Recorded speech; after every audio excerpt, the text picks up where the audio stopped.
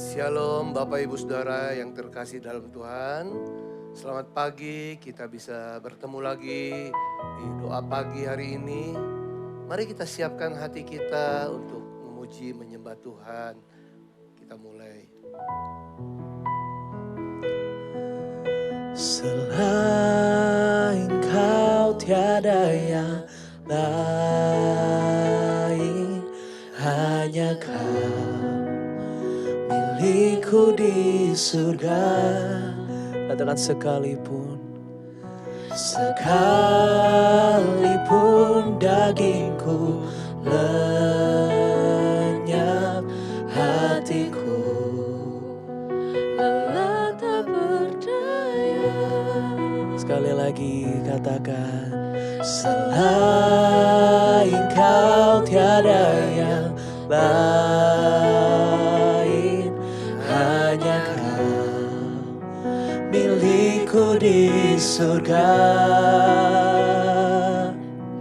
Sekalipun dagingku lenyap, hatiku lelah tak berdaya.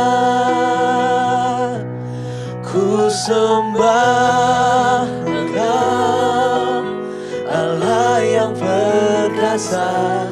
Ku sanjung tinggi namamu di hidupku.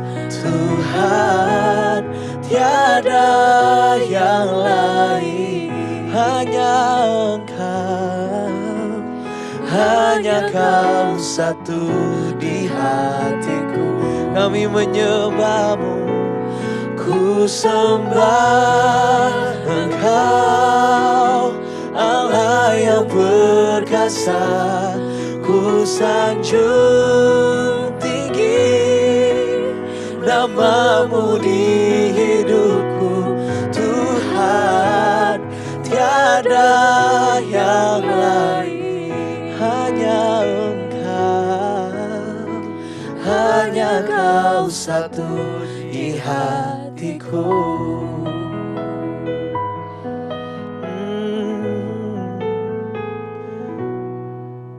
Selain Kau tiada yang lain,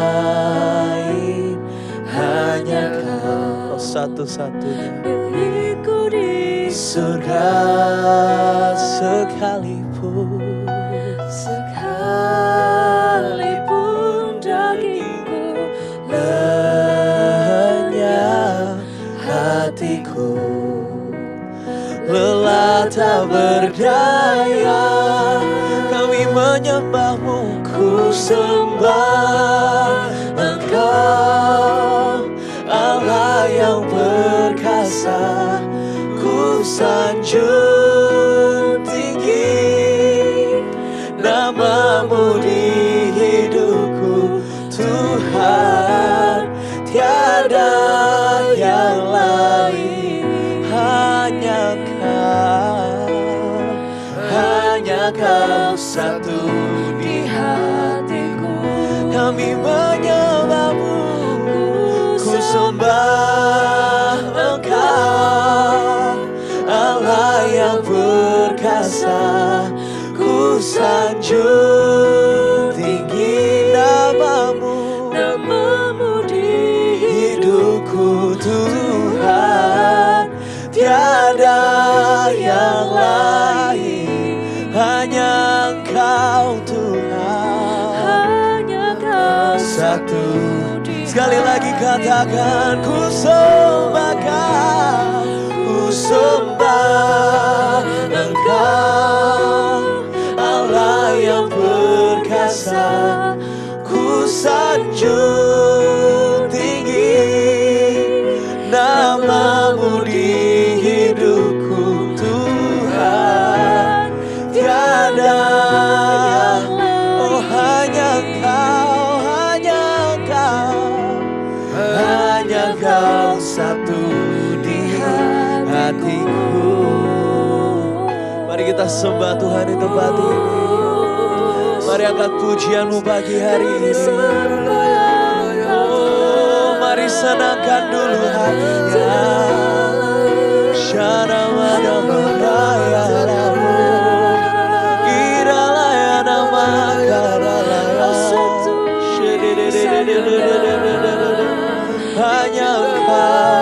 Hanya Engkau, tiada yang lain. Kami mengasihi, tiada yang lain Tuhan yang kami sembah. Hanya Engkau Tuhan. Shederalaya rama-rama kamataya ramo. Oh rama-rama kataya rala. Mari kita sembah dulu Tuhan pagi hari ini. Mari senangkan dulu hatinya pagi hari ini. Mari bawa pujian-Mu.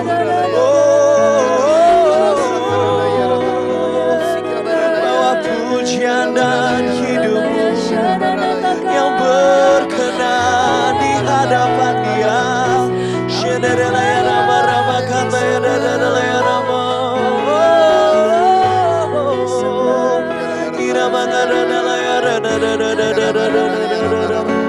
Oh katakan ku sembah dan ku sembah Engkau Allah yang perkasa.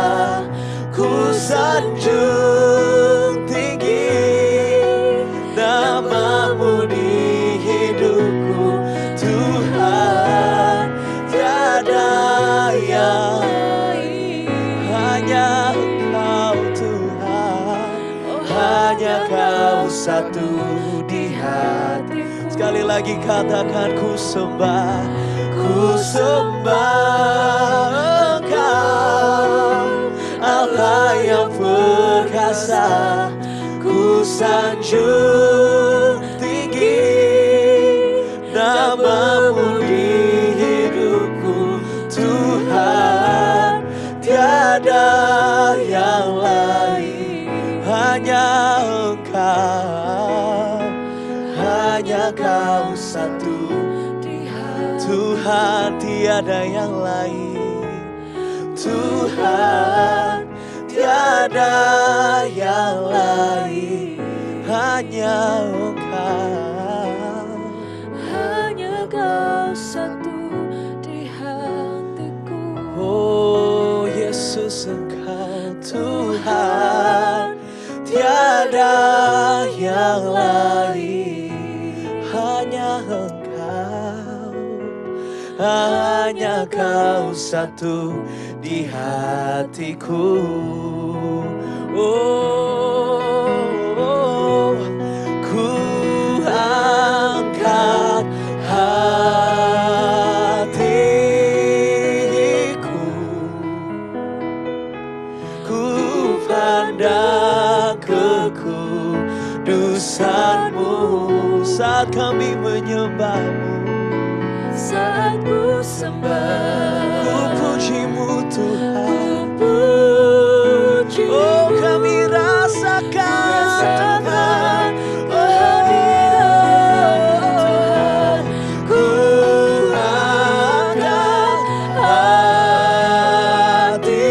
hatiku, kami pandang Engkau Tuhan, kekudusan-Mu saat kami menyembah. Saat ku sembah, Kami puji-Mu Tuhan, puji-Mu. Ku rasakan kehadiran. sekali lagi katakan, ku angkat hatiku dan ku pandang kekudusan-Mu. Oh, Saat ku sembah, puji-Mu Tuhan, ku puji-Mu. ku rasakan kehadiran saat ku sembah Kau, saat ku sembah, ku puji-Mu, Puji-Mu. ku rasakan kehadiran-Mu Tuhan. Sekali lagi katakan saat ku sembah, saat ku sembah, kami puji Engkau. Pujimu, ku rasakan kehadiran-Mu Tuhan. Benar Bapa, inilah kami merindukan setiap kami untuk kami datang untuk memuji menyembah Engkau di pagi hari ini. Ini satu kerinduan setiap kami Tuhan, bawa kami terus lebih dalam pengenalan akan Engkau. Bawa terus kami Tuhan untuk lebih-lebih lagi Tuhan, untuk merindukan akan Engkau. Biar setiap kami Tuhan, kami bisa dengar-dengaran akan Engkau. Sebentar kami akan sampaikan firman-Mu. Kau sampaikan yang berkenan, yang baik Tuhan di dalam setiap hati kami. Buka setiap hati kami Tuhan. Kami mau dengar-dengaran akan Engkau. Supaya firman ini Tuhan menjadikan satu perubahan di dalam setiap kami. Bukan kami hanya mendengar, tapi kami mau belajar untuk melakukan setiap firman ini Tuhan. Terima kasih Tuhan. Di dalam nama Tuhan Yesus kami berdoa dan ucap syukur. Haleluya. Amin. Shalom. Sekali lagi Bapak Ibu yang kasih dalam Tuhan. Di pagi hari ini, di doa pagi ini, kami akan bawakan tema kekuatan doa yang membawa pemulihan. Kekuatan doa yang membawa pemulihan. Mari kita buka firman Tuhan di Mazmur 51 ayat 11 sampai 13. Kami bacakan. Sembunyikanlah wajahmu terhadap dosaku. Hapuskanlah segala kesalahanku. Jadikanlah hatiku tahir. Ya Allah, dan perbaharuilah batinku dengan roh yang teguh. Janganlah membuang aku dari hadapan-Mu dan janganlah mengambil roh-Mu yang kudus daripadaku. Ini adalah di mana doa Daud, Mazmur Daud ini, bahwa Mazmur Daud ini bagaimana Daud waktu ditegur oleh Nabi Nathan, waktu dia jatuh di dalam dosa perzinahan. Waktu ditegur Daud langsung merespon begitu cepat. Karena ini adalah doa untuk pengampunan dosa Daud dan pemulihan. Daud pengen dipulihkan. Karena waktu dia ditegur oleh Nabi Nathan,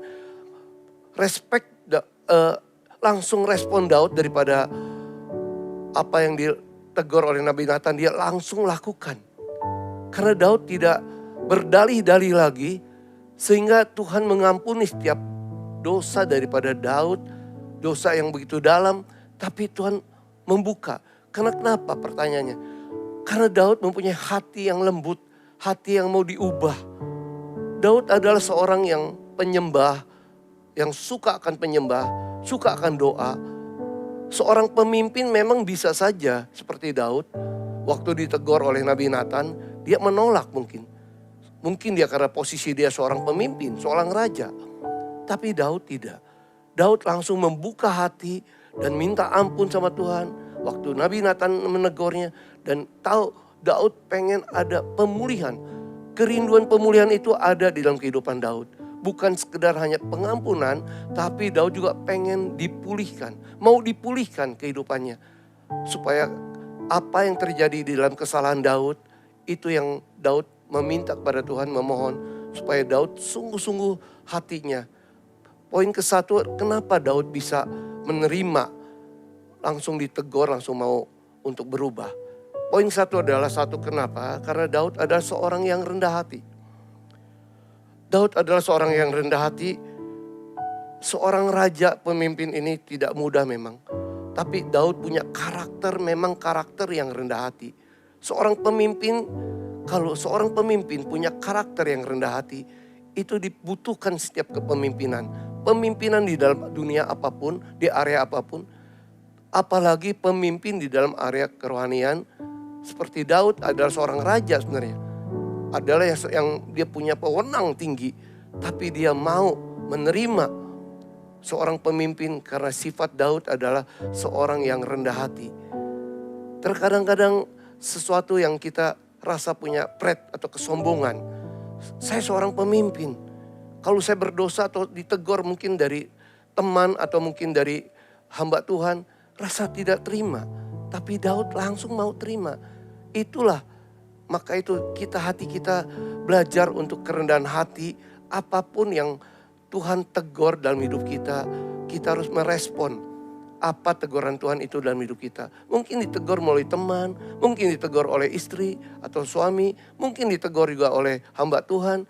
Kita harus merespon seperti Daud. Maka itu Daud punya kerendahan hati dalam sifat hidupnya, karakternya yang baik. Dan Daud juga adalah seorang yang berkenan. Dikatakan seorang yang berkenan di hadapan Tuhan. Yang artinya Daud ini selalu yang dari masa muda, dia selalu mau mencari Tuhan. Mencari Tuhan. Seorang yang pendoa, seorang yang menyembah Tuhan. Maka itu Tuhan katakan Daud adalah seorang yang berkenan di hatinya. Kenapa? Dari awal waktu dia dipilih menjadi rencana dia menjadi penggantinya Saul. Daud adalah seorang yang berkenan di hati Tuhan.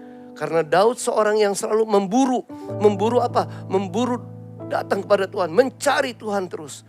Kehidupan Daud itu yang tidak pernah berhenti. Oleh sebab itu setiap kita pun selalu harus mencari Tuhan di dalam kehidupan itu. Tidak hanya sekali-kali, tapi rutin kita harus mencari Tuhan. Supaya yang berkenan di hadapan Tuhan. Tapi memang orang yang berkenan tidak luput bisa jatuh dalam dosa. Kalau tidak konsisten. Maka itu dibutuhkan kesetiaan yang konsisten dengan Tuhan. Hidup dengan Tuhan. Artinya firman dan doa itu ada di dalam kehidupan setiap hari. Jangan dikira kalau orang yang berkenan tidak bisa jatuh. Seperti Daud. Daud bisa jatuh. Kenapa? Karena ada kekosongan artinya dengan hubungan dengan Tuhan. Sehingga waktu dia mungkin melihat sesuatu. Dari awal-awal hanya melihat sesuatu karena hatinya mulai mengarah kepada dosa. Sehingga itu yang terjadi. Tapi Daud adalah seorang yang memang cepat sekali ditegur. Kalau ditegur untuk berbalik. Jangan seperti Raja Usia. Raja Usia pernah jatuh. Bukan jatuh. Raja Usia pernah ditegur oleh imam. Bahwa itu tidak boleh untuk memberikan korban di dalam kudusan itu. Karena itu harus ada daripada orang-orang Harun. Tapi dia langsung marah. Tapi Daud tidak. Seorang Daud ini yang begitu ditegur, dia langsung terima. Dan oleh sebab itu Daud bisa saja jatuh, maka itu disatukan. Jangan sampai ada jeda atau kekosongan di dalam hidup kita dengan Tuhan. Supaya kita tidak memberikan celah kepada iblis. Karena tahu iblis di mana kelemahan itu yang Tuhan iblis serang selalu dalam hidup kita. Nah poin kedua adalah hati yang mau diubah. Di ayat dikatakan jadikan hatiku tahir. Daud ini punya hati yang mau diubah. Daud ini selalu takut dia. Bukan setelah dia pengampunan dosa saja, tapi hatinya mau diubah. Jangan sampai hati itu melekat terus di dalam dosa. Maka itu kita jangan dosa itu dipelihara dalam kehidupan kita. Ada sesuatu yang dosa yang paling bahaya adalah kalau seseorang yang sudah ditegur dalam dosa, dia tidak mau berubah. Bahkan dia hanya di depan orang mengatakan, ya saya mau berubah. Tapi besok lusa dia melakukan kembali. Itu yang paling bahaya. Tapi ada satu lagi yang paling bahaya. Setelah melakukan dosa, dia tidak merasa dosa. Itu yang paling bahaya di dalam kehidupan kita. Dia merasa dosa itu menjadi kehidupan dia. Dan seperti dosa itu dipelihara dalam hidupnya. Nah, tetapi Daud tidak meresponnya. Dan dia mau berubah langsung. Mau berubah dari segala sesuatunya. Maka itu Daud minta ditahirkan hatinya. Arti tahirkan, minta dibersihkan. Oleh apa? Oleh firman. Oleh Roh Kudus sendiri bisa kembali. Kalau tidak ditahirkan hatinya, melekat dengan dosa itu, Daud sangat takut. Bukan hanya diampuni Daud tahu Tuhan itu yang Maha Pengampun. Tapi Daud juga mau ditahirkan, dibersihkan. Supaya sesuatu itu yang lewat tidak berjalan dan tidak akan terjadi lagi. Dan Daud punya prinsip. Waktu dia bertobat, memang kesalahan itu pasti ada konsekuensi. Daud pun mengalami konsekuensi yang begitu berat. Tapi kunci di dalam kejatuhan dosa ini adalah waktu dia mau berubah yang kedua. Yang pertama memang kesatu adalah mau rendah hati. Orang yang rendah hati selalu, karena sifat rendah hati itu adalah sesuatu yang memberikan masa depan yang baik. Tapi orang yang tidak mau rendah hati, orang yang sombong, itu membahayakan pada dirinya sendiri. Maka itu setiap kita belajar, apapun kesalahan kita, apapun yang kita mungkin dosa kita harus mau berubah. Kita harus mau rendah hati di hadapan Tuhan. Mau terima teguran-teguran yang positif, yang baik, yang membangun hidup kita kembali. Jangan kita simpan dosa itu, jangan dipelihara. Dosa itu dosa, tidak bisa untuk main-main. Karena dosa apapun kita harus dibereskan. Jangan sampai kita dosa itu yang diulang-ulang lagi masuk dalam dosa yang sama. Karena Tuhan juga tidak, walaupun Tuhan katakan Maha Pengampun, tapi kita jangan mempermainkan kebaikan Allah di dalam hidup kita. Kasih karunia yang Tuhan berikan dalam hidup kita. Kita harus lewati dosa itu, jangan dilakukan kembali. Tapi nomor satu yang tadi kerendahan hati, kedua adalah minta ditahirkan. Yang terakhir, yang ketiga adalah ada hubungan dengan Allah lebih berharga dari segala-galanya. Daud tahu sekali hubungan dengan Allah itu lebih penting dari segala-galanya. Lebih berharga dari nilai apapun. Bahkan nilai-nilai posisi, dari posisi dia menjadi raja, kekuasaan, harta, kekayaan, apapun Daud tahu. Karena satu hal, Daud ini lebih berharga apapun yang Tuhan tahu. Hanya Tuhan yang bisa memberikan segala suatu kehidupan kepada Daud. Maka itu dikatakan di ayat terakhir ini, ada satu ayat yang ini sangat mengena dalam hidup saya. Di ayat yang ke-13 ini dikatakan, jangan jauhkanlah Roh-Mu yang kudus. Artinya di dalam hidup kita jangan sampai kita, di ayat 13, janganlah membuang aku dari hadapan-Mu dan janganlah mengambil Roh-Mu yang kudus daripadaku.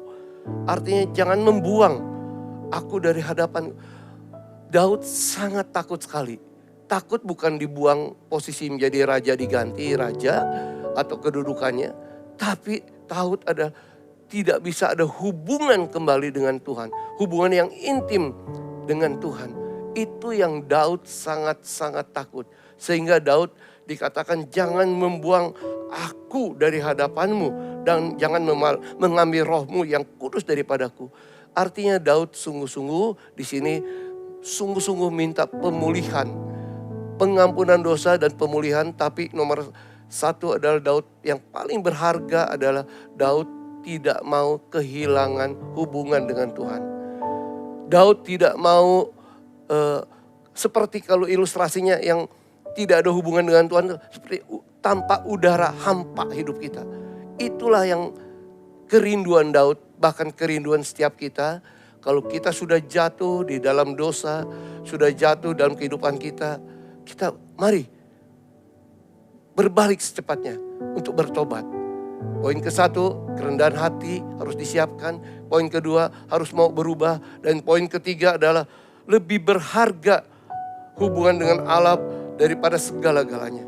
Itulah 3 poin yang kita ingatkan daripada doa pagi ini. Karena kita tahu apapun kita bisa jatuh kalau kita tidak berjaga-jaga. Karena iblis ingin selalu menyerang setiap kita. Maka itu dari pagi ini kita belajar apapun yang telah kita lakukan, apapun yang kita pernah jatuh, kita tahu kita harus cepat-cepat berbalik kepada Tuhan supaya bisa minta Tuhan ditahirkan hati kita, supaya Tuhan juga memberikan kita bisa ada hubungan kembali dengan Tuhan yang intim dengan baik.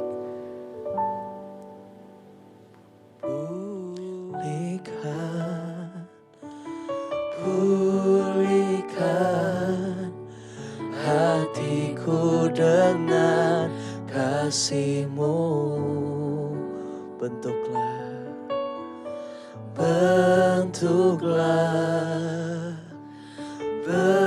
Bentuklah hatiku jadi seperti-Mu, kekudusan-Mu.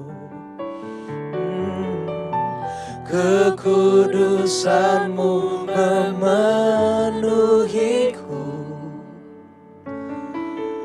Tuhan ini rinduku, ubah hatiku seperti hatimu. Kudus berkenan bagimu, bagaikan emas yang murni, bentuk hatiku selalu. Biar ku menjadi ciptaan baru, bebas dari semua yang jahat, serupa dengan gambarmu. Sucikanku dan kuduskan, ubah hatiku Tuhan, ubah hatiku seperti hatimu. Kudus berkenan bagimu, bagaikan emas yang murni, oh bentuk hatiku selalu. Oh, biar ku menjadi ciptaan baru, bebas dari semua yang jahat, serupa dengan gambarmu. Oh sucikanku, kuduskan hatiku Tuhan. Apa yang sudah disampaikan firman di pagi hari ini, mungkin kita pernah jatuh di dalam dosa. Tapi seperti Daud, begitu ditegur oleh Nabi Nathan, Daud langsung merespon. Karena tahu, poin yang pertama adalah kita punya hati yang rendah hati. Kalau kita saat ini di pagi ini mungkin pernah jatuh di dalam perzinahan, dosa perzinahan. Mungkin pernah jatuh juga mungkin luka yang begitu mendalam yang tidak bisa mengampuni. Mungkin juga punya kepahitan yang terus disimpan. Tapi satu hal, jangan dosa itu disimpan terus dipelihara. Karena dosa yang menghalangi semua kehidupan kita, semua berkat kehidupan kita. Yang bisa menghalangi adalah satu-satunya dosa. Oleh sebab itu dosa kita, apapun dosa itu harus kita lepaskan saat ini, pagi ini. Kalau Bapak Ibu Saudara saat ini mendengar firman Tuhan ini, mari kita minta ampun. Tuhan ampuni Tuhan. Apapun dosanya. Dosa-dosa yang telah jatuh dalam perzinahan mungkin. Mungkin jatuh dalam luka yang tidak pernah sembuh. Kepahitan. Tuhan pulihkan saat ini. Ampuni Tuhan kami. Supaya kami boleh dipulihkan Tuhan. Dilepaskan semua. Dibuang dosa itu Tuhan. Di dalam nama Tuhan Yesus. Supaya kami menjadi pilihan yang baik. Pilihan yang baru. Yang berkenan di hadapan-Mu Tuhan. Supaya kami bisa layak di hadapan-Mu Tuhan. Terima kasih Tuhan. Terima kasih Tuhan. Terima kasih. Di dalam nama Tuhan Yesus. Terima kasih.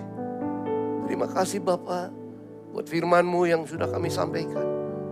Biar terus melekat di dalam setiap kami Tuhan yang mendengarkan firman ini dalam kehidupannya. Biar firman ini terus ada Tuhan. Untuk setiap yang mendengarkan firman ini Tuhan.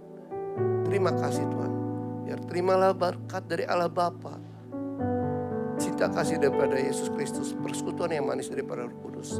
Biar kiranya mulai saat ini diberkati, dilepaskan semua dosa-dosanya.